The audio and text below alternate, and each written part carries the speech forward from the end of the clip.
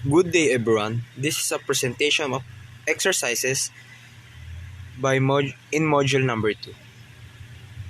First exercises is find the equation of the locus point A for the specific condition. Number 1 is equidistant from point A 3 and 0 and B 4 and negative 3. So we can use the distance formula where D is equal to the square root of quantity x sub 2 minus x sub 1 quantity squared plus y sub 2 minus y sub 1 quantity squared. And since we are talking about equidistance, we can conclude d sub 1 is equal to d sub 2. So let's substitute the given into a formula. Square root of quantity x minus 3 quantity squared plus quantity y minus 0 quantity squared is equal to the square root of quantity x minus 4 quantity squared plus quantity y minus negative 3 quantity squared. So by cancellation, we can cancel the square root and expand the binomial factor, which will result as x squared minus 6x plus 9 plus y squared is equal to x squared minus 8x plus 16 plus y squared plus 6y plus 9. So we can cancel the similar terms like x squared and y squared in the left side and x squared and y squared in the right side. By cancelling that, which will result in negative 6x plus 9 is equal to negative 8x plus 16 plus 6y plus 9.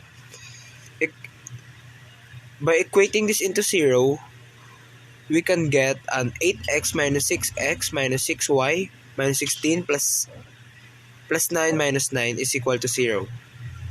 And by simplification, our final answer is 8x, it's only x minus 3y minus 8 is equal to 0. That's our final answer in number 1. So in question number 2, which is its distance from L 2 and 1 is always twice its distance from S negative 3 and negative 1 and 3. D sub 1 is equal to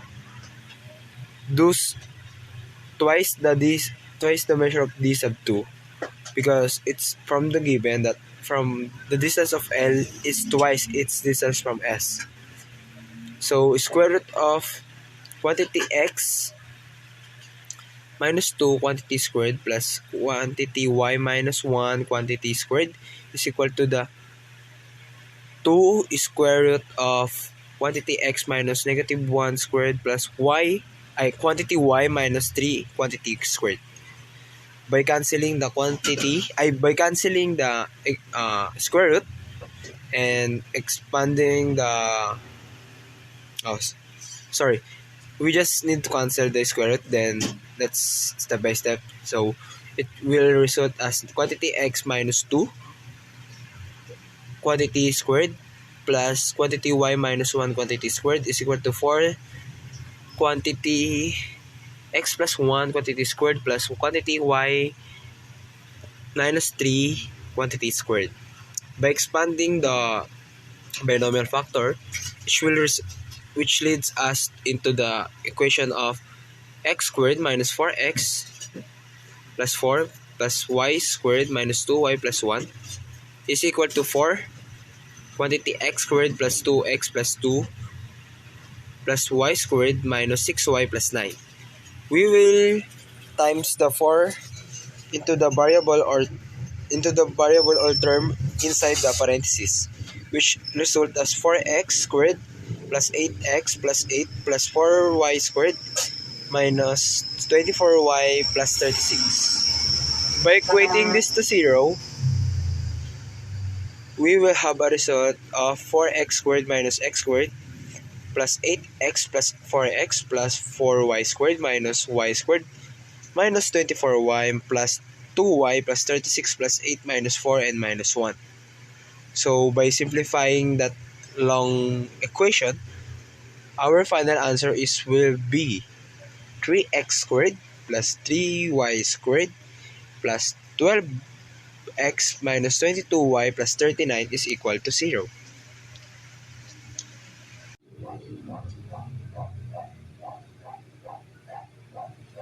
Number 3 is equidistant from point R and horizontal line y is equal to -1. Substitute the formula, it will become square root of quantity x minus 0, quantity squared plus quantity y minus 2, quantity squared is equal to the square root of quantity y minus 1, quantity squared. So by cancelling the square root, it will become quantity x minus 0, quantity squared plus quantity y minus 2, quantity squared is equal to the quantity y minus 1, quantity squared.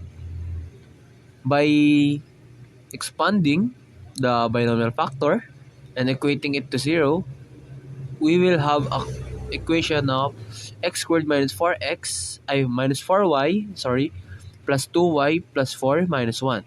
By simplifying this equation, x squared minus 2y plus 3 is equal to 0. That's our final answer in number 3. Next is exercise 2, which is classify the following equations of the curves as to algebraic or transcendental curves.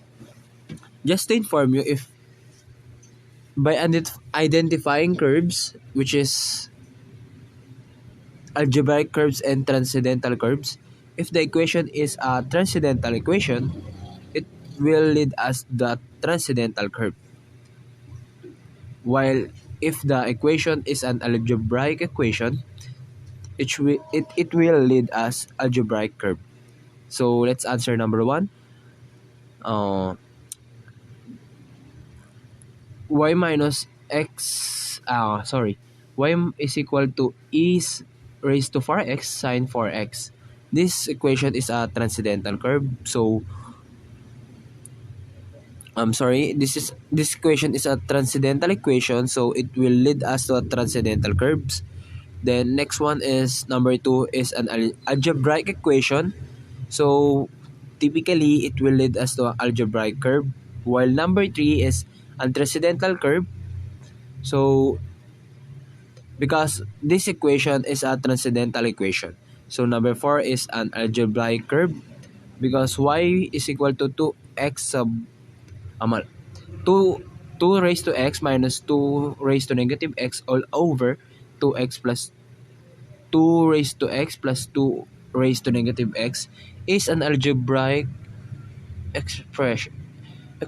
So it will lead us to algebraic curves. Next one is y is equal to log base 3 times sine x plus cos x is a transcendental curve because it's a transcendental equation. That's all for my presentation from exercises 1 to 2 of a module number 2. Thank you.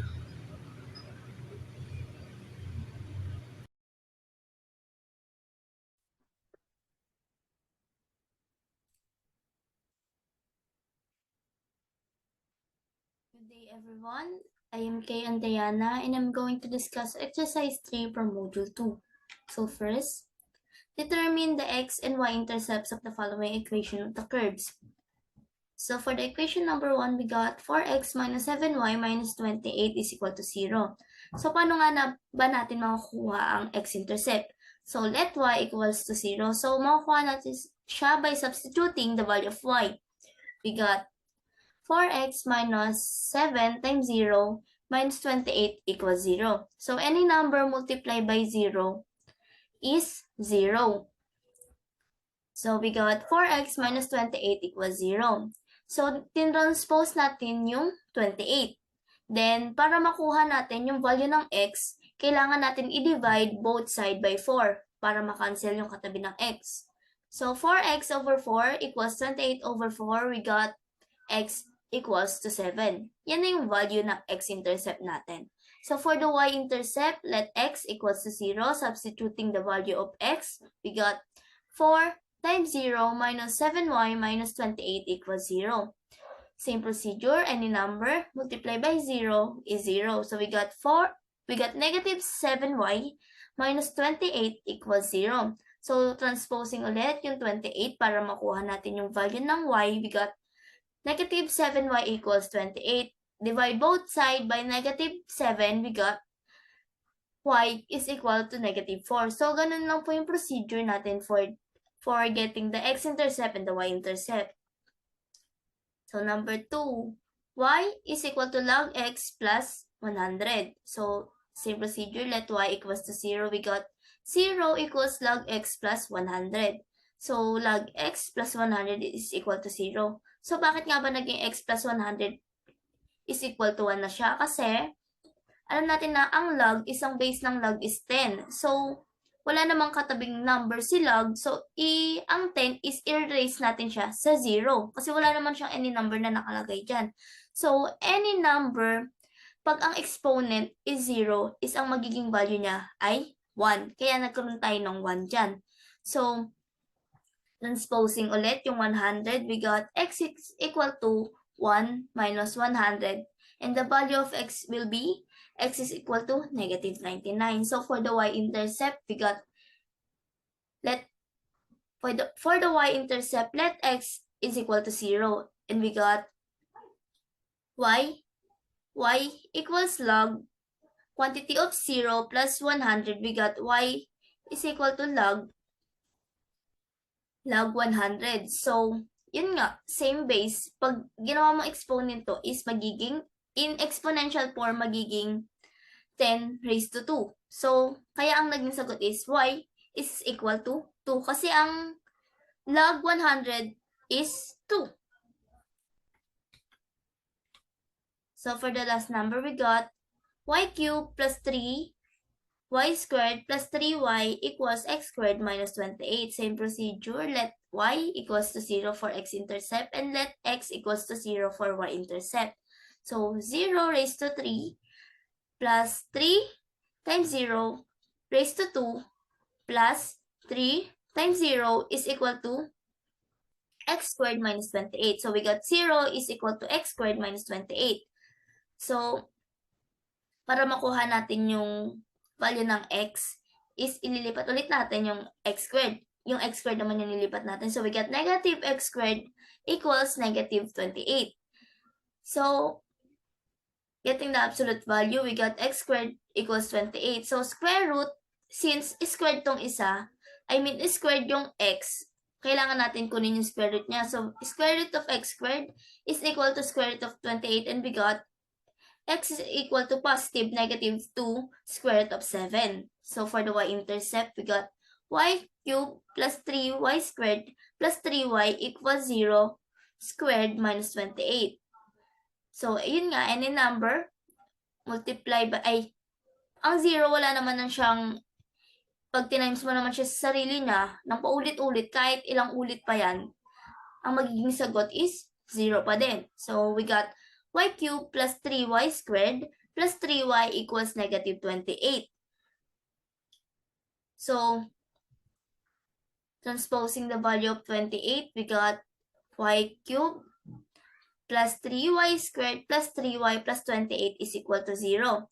So, kukunin natin yung binomial nung y cubed plus 3y squared plus 3y. So, ang magiging sagot is trinomial kasi siya, di ba? So, ang kukunin natin is binomial niya para maging y plus 1, quantity of y plus 1 cube is equal to negative 27. Then, we got y, ayun nga, square root, which is y plus 1 cube is equal to negative 3 cube. Kasi di ba pag kinube mo ang negative 3, negative 3 times negative 3 times negative 3 will be negative 27. So getting the cube root, we got y plus 1 is equal to negative 3. Transposing the value of 1, we got y is equal to negative 3 minus 1. Then for the final answer, we got y equals negative 4. Medyo nagulahan ata kayo. Kasi, dito sa problem na to, kailangan muna natin kunin yung cube root nung sa y-intercept. Since, siya nasa parang expanded form siya masyado. Kaya kailangan natin kunin yung cube root para mas mapadali and makuha yung pinaka-value ng y. Then, for letter B, test the following equation of the curves for symmetry. Number 1, y is equal to x cubed minus 5x minus 6. So, let y, for the x-axis, let y equals negative y. We got, substituting the value, we got negative y equals to x squared minus 5x minus 6. So, negative y, getting the absolute value, we got y is equal to negative cube plus 5, 6 plus 6. So, hindi siya symmetric sa x-axis natin kasi hindi naman siya exact value katulad ng nasa given natin. Diba yun yung nagiging basis natin na dapat parehas sila ng magiging value pag sinubstitute natin yung negative y and negative x.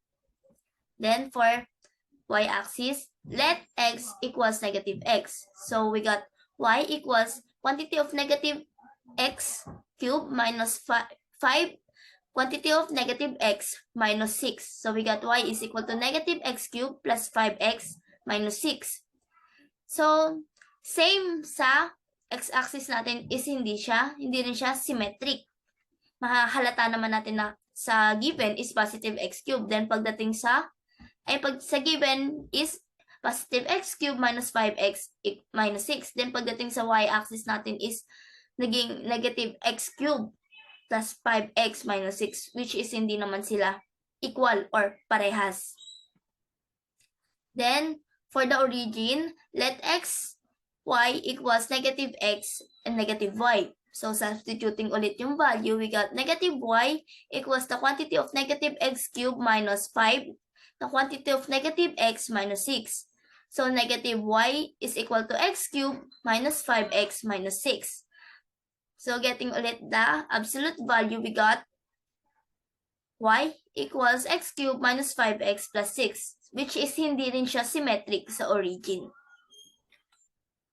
Then, next number, we got y is equal to log 3 quantity sine squared x plus cosine x. Let y equals to negative y. So, substituting ulit, negative y is equal to log 3 quantity of sine squared x plus cosine x. So, we got negative y is equal to log 3 sine squared x plus cosine x. So, getting the absolute value, we got y equals negative log 3 sine quantity of sine squared x plus cosine x. So, kita-kita natin na hindi rin siya symmetric sa x-axis. So, mag-proceed naman tayo sa y-axis. So, let x ulit equals negative x. So, substituting, we got y is equal to log 3 quantity of sine squared negative x, which is sinubstitute natin yung value nung x, which is negative x plus cosine negative x. And we got log 3 quantity of negative sine x squared plus cosine x. So we got y is equal to log 3 sine squared x plus cosine x. So, makikita natin na symmetric siya since same sila nung nasa given. Then, for the origin, we got let xy equals negative x and negative y. Same procedure, substitute, we got negative y is equal to log 3 quantity of sine squared negative x plus cosine negative x. So, we got negative y log 3 quantity of sine quantity of x squared plus cosine x. So, we got, getting the absolute value, we got y is equal to negative log sine squared x plus cosine x. So, kitang-kita na hindi din siya symmetric. So, for the last number, we got y cubed is equal to x squared minus 4 over x squared plus 5. So, same procedure sa x-axis is let y is equal to negative y. So we got negative y, quantity of negative y squared is equal to x squared minus 4 over x squared plus 5, and we got negative y cubed is equal to x squared minus 4 over x squared plus 5. So getting the absolute value, we got y cubed is equal to negative x squared over 4, negative x squared minus 4 over x squared plus 5, which is not symmetric to x-axis. Since naging negative yung fraction natin, which is yung x squared minus 4 over x squared plus 5. So let's proceed to y-axis. Let x is equal to negative x. Substituting the value, we got y cubed equals quantity of negative x squared minus 4 over quantity of x squared plus 5. So, alam natin na negative times negative will be positive. So we got y cubed is equal to x squared minus 4 over x squared plus 5, which is symmetric to y-axis. So let's proceed for the origin. Same procedure, let's x and y equals negative x and negative y. So substituting the value, we got negative y cubed is equal to quantity of negative x squared minus 4 over quantity of negative x squared plus 5. So we got negative y squared is equal to x squared minus 4 over x squared plus 5. Getting the absolute value, we got y cubed is equal to negative x squared minus 4 over getting the absolute value, we got y cubed is equal to negative x squared minus 4 over negative x squared plus 5. So, hindi rin siya symmetric sa ating given. So, that's all. Thank you. Magandang araw. Ako nga pala si Ninyo Rafael C. Benaflor mula sa CED-06-301A. Ako ang natasan upang i-discuss ang mga sagot sa Module 2, Exercise 4. Exercise 4 is about finding the equation of the line. Number 1 is reduce the equation of the line, general form, slope-intercept form, and intercept form.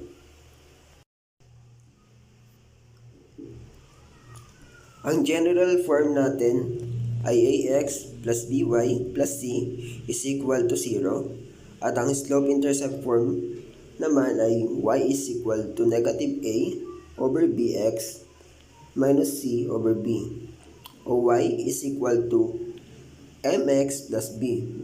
And the two-point intercept form ay x over a plus y over b is equal to 1, where a is equal to negative c over a and b is equal to negative c over b.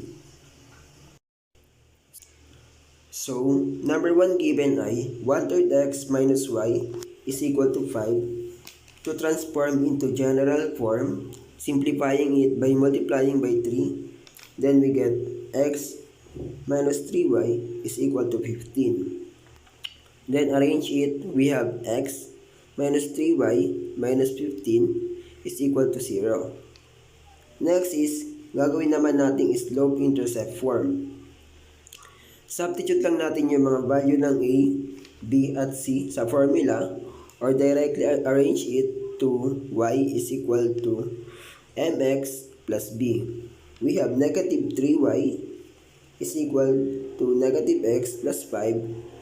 Then, divide by negative 3 both sides to cancel the value of y.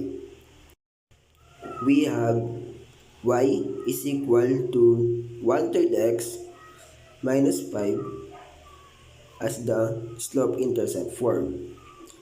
Next is the two-intercept form. Ganun lang din. Isa-substitute lang natin ang value ng a, b, at c. We have x over 15 over 1 plus y over 15 over negative 3 is equal to 1. Or x over 15 minus y over 5 is equal to 1. Number 2 given is 7x plus 12y is equal to open close parenthesis 2x plus 3. Then, gagawin natin is, ililipat lang natin yung 2x plus 3 sa kabila. We have 7x plus 12y minus 2x minus 3 is equal to 0. Then, simplify. We have 5x plus 12y minus 3 is equal to 0. That is our general form. Then, substitute again the value of a, b, and c. We have y is equal to negative 5 over 12x plus 1 over 4 as the slope-intercept form.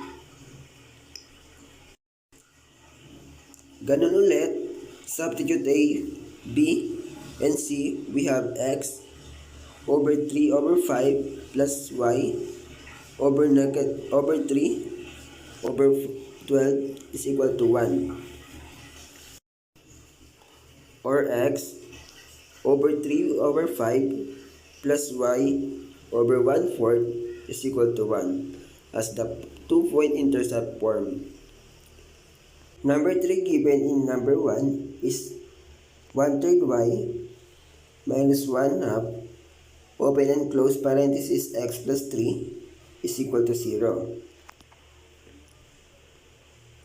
Distribute the negative 1/2 sa nakaparenthesis.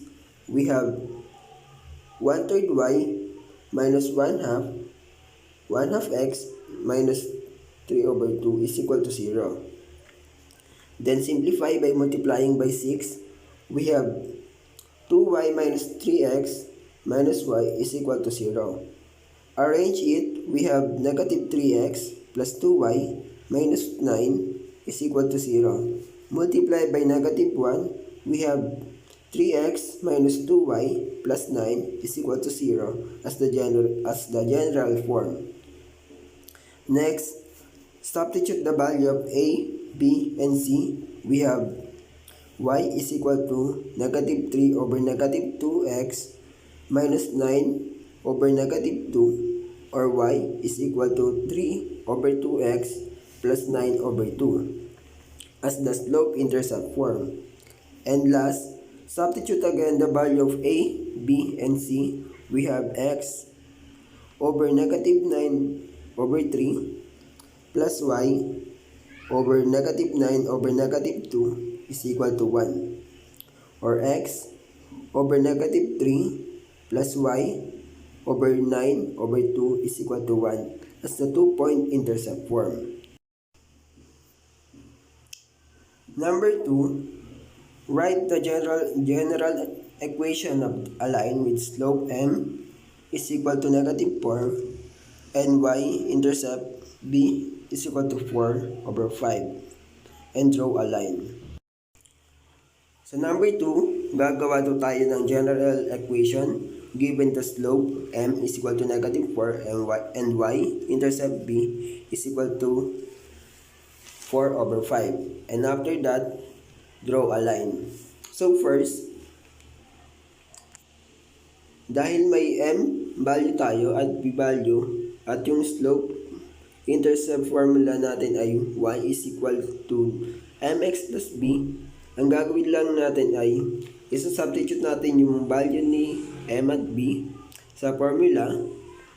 We have y is equal to negative 4x plus 4 over 5. Simplify it by multiplying by 5. We have 5y is equal to negative 20x plus 4. Then arrange it into our general form na ax plus by plus c is equals to 0. We have 20x plus 5y minus 4 is equal to 0. Then kapag green up natin ang b natin is yung point niya is 0, 4 over 5. Tapos our slope is negative 4 over 1. From the point of the b, we will down 4 units because it is negative. and run 1 unit. So our new point is 1 over 5, comma 0. Then connect the point, then it will look like in the picture. Number 3, write the general equation of a line with the x-intercept a is equal to negative 1/2 and the y-intercept b is equal to 3/4. The point of x-intercept is negative 1/2, comma 0, and the y-intercept is 0, comma 3 over 4. Una, isahanapin muna natin ang slope ng x and y-intercept. Given the formula, m is equal to y sub 2 minus y sub 1 over x sub 2 minus x sub 1. Substitute the value of x and y. We have 3 over 4 minus 0 over 0 minus negative 1/2. Then we have m is equal to 3 over 4 over 1/2. Simplify it, we have m is equal to 3 over 2. We have now m and b value, so we can now substitute it to the formula. Y is equal to mx plus b. We have y is equal to 3 over 2x plus 3 over 4. Multiply both sides by 4. We have 4y is equal to 6x plus 3. Then arrange it in a general form. Ax plus by plus c is equal to 0. We have 6x minus 4y plus 3 is equal to 0. And that is our general equation. That's all. Thank you. Good day everyone. For today, I will discuss my answer in Module 2 for the exercise 5. For number 1, reduce the equation 2x minus 3y plus 6 equals 0 to its normal form and identify the beta and p. The given is 2x minus 3y plus 6 equals 0. So the formula is ax plus by over positive or negative square root of a squared plus b squared equals negative c over positive or negative square root of a squared plus b squared. So yung a is 2 kaya magiging 2x and yung b natin is negative 3 kaya yung positive magiging negative. So we have 2x minus 3y over positive or negative square root of, so yung a natin nga is 2, so 2 squared plus negative 3 squared equals negative 6 over positive or negative square root of a squared plus negative 3 squared. Kaya magiging 2x minus 3y over, so negative ang gagamitin nating sign because nag-base tayo sa b. Yung b natin is negative, so we will use the sign negative. So negative square root of 4 plus 9 is equal to negative 6 over negative square root of 4 plus 9. Kaya naging 2x minus 3y over negative square root of 13 equals negative 6 over negative square root of 13. So, para ma-cancel out natin yung radical, i-multiply natin siya by 1 over negative square root of 13. Kaya, magiging 2x minus 3y over 13 equals negative 6 over 13. So, meron na tayong normal form. Kaya, we will compute naman the beta and p. So, cos beta is equal to a over positive or negative square root of a squared plus b squared. So, ang a natin is 2. So, magiging 2 over negative square root of 13. bawal ang radical sa denominator kaya imumultiply natin siya sa negative square root of 13 over negative square root of 13. So, ang magiging cosine beta natin is negative 2 square root of 13 over 13. For sine beta naman, ang formula is b over positive or negative square root of a squared plus b squared.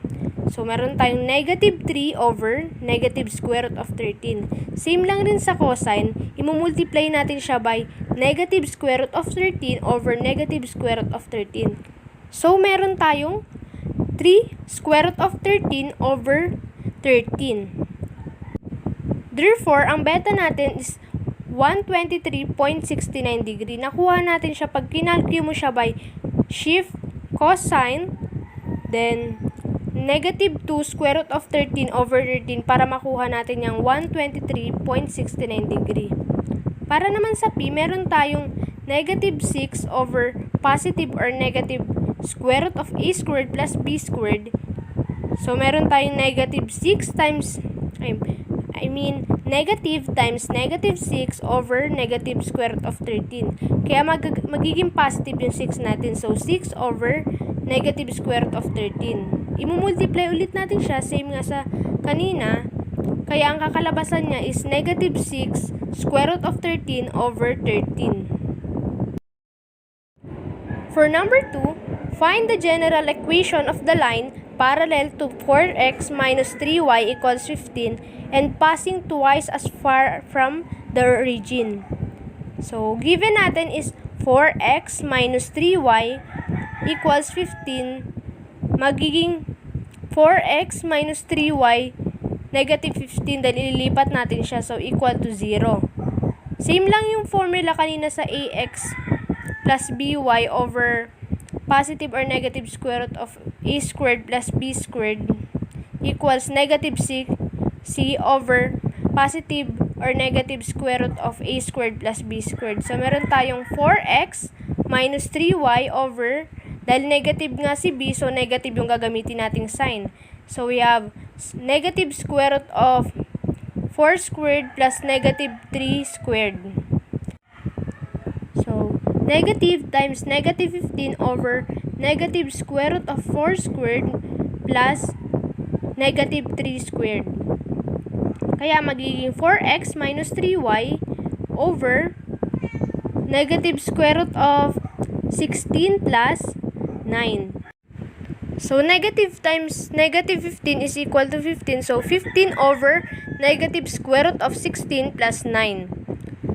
Next is 4x minus 3y over negative 25 kasi 16 plus 9 is 25 equals 15 over negative square root of 25. So, 4x minus 3y over 5 is equal to 15 over 5. Kaya magiging 4x over 5 minus 3x over 5. So, 15 divided by 5 is 3. Kaya, meron tayong 4x over 5 minus 3y over 5 is equal to 3. So, dahil nga passing twice daw, so meron tayong positive or negative 2. So, magiging 4x over 5 minus 3y over 5 is equal to positive or negative 2. Then, imumultiply natin siya both sides sa 5 para ma-cancel out natin yung nasa denominator.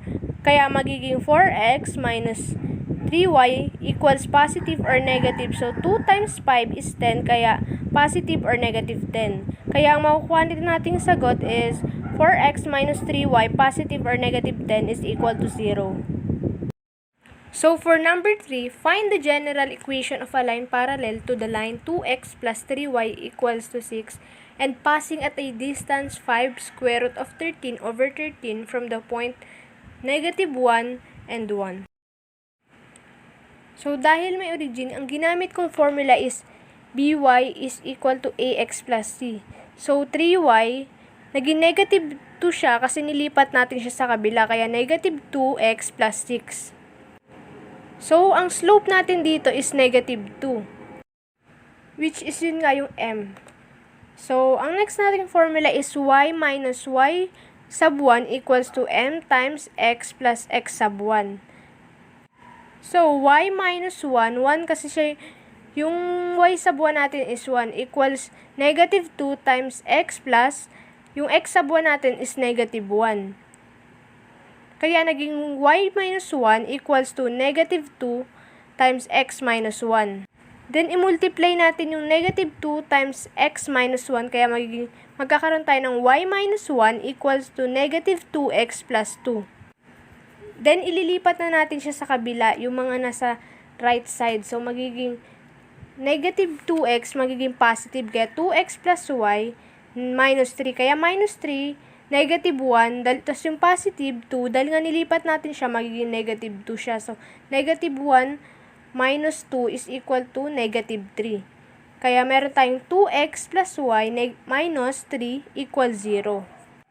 Then, gagamitin na natin yung formula na katulad kanina, yung ax plus by over positive or negative square root of a squared plus b squared equals to negative c over positive or negative square root of a squared plus b squared. Kaya naging 2x plus y over, so dahil positive nga yung b natin, kaya square root of 2 squared plus 1 squared. So 2x plus y over square root of 4 plus 1 is equal to 3 over square root of 4 plus 1. So 4 plus 1 is 5, kaya naging 2x plus y over square root of 5 is equal to 3 over square root of 5. So, para matanggal natin yung radical niya, i-multiply natin ulit siya by 1 over square root of 5 both side. So, magiging 2x over 5 plus y over 5 is equal to 3 over 5. So, para makuha na natin yung general equation, gagamitin natin yung distance na positive or negative 5 square root of 13 over 13. Kaya nagkaroon tayo ng 2x over 5 plus y over 5 equals to positive or negative square root of 13. So, para makuha na natin yung general equation, gagamitin natin yung distance na positive or negative 5 square root of 13 over 13 dahil yun nga yung nasa given natin. So, 2x over 5 plus y over 5 is equal to positive or negative 5 square root of 13 over 13.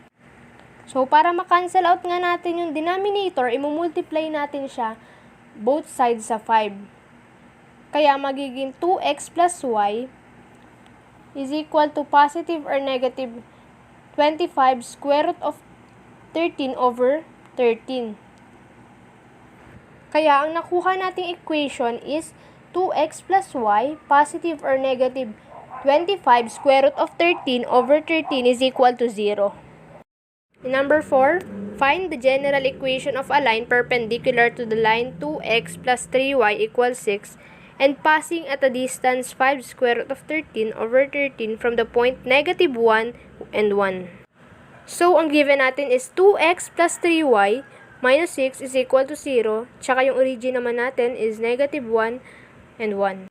Then, dahil perpendicular siya, I use the formula bx minus ay is equal to bx sub 1 minus ay sub 1. B natin is 3, kaya meron tayong 3x minus, then yung a naman natin is 2, kaya 2y. 3x minus 2y is equal to 3. Tapos yung x sub 1 natin is negative 1, kaya 3 times negative 1. Then minus sa 2 times 1, dahil 1 yung y sub 1 natin. Kaya nakuha natin yung 3x minus 2y equals to 3 minus 2.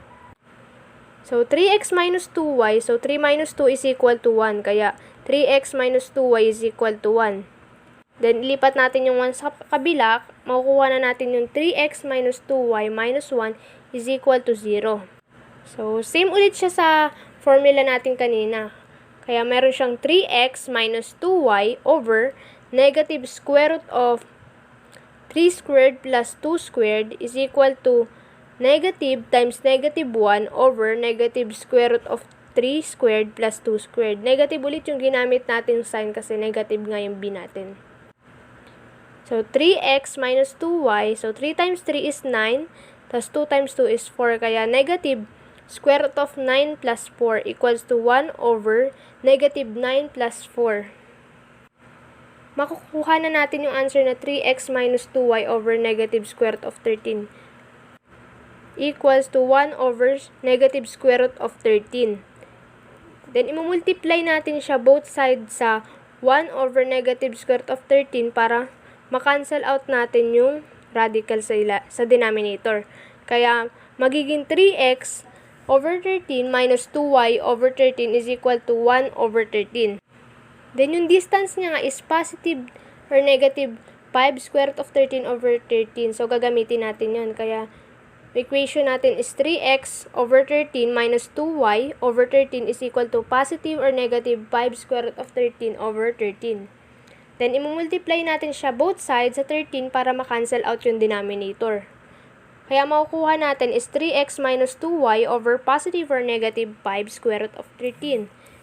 Then, ililipat lang natin yung positive or negative 5 square root of 13 sa kabila, kaya ang pinaka-equation natin, ang answer is 3x minus 2y, positive or negative 5 square root of 13 is equal to 0.